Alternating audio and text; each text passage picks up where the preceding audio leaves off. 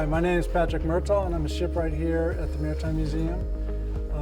I actually was here 20 years ago or so as a budding shipwright and am now back to further my career a little bit, work on something different. The piece here in front of me is the forward half of the keel, the new keel, and we have the scarf set into the what is actually the aft end of this part of the keel, but yet to put in here is the bevel of the planking that comes in, which is called the rabbet.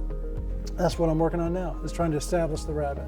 Establishing the rabbet will take cross sections of the keel. This is sort of an example of one. You can see the planking might come in here, and then the rabbet gets cut out.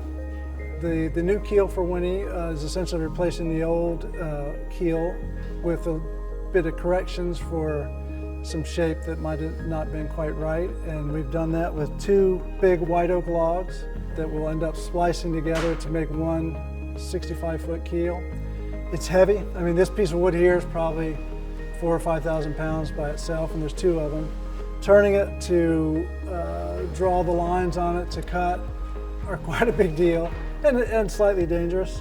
And then once we are ready to move it to the boat, that involves heavy equipment and rollers and multiple people. Come down and see what's going on and the progress. It's really moving pretty quick at this point.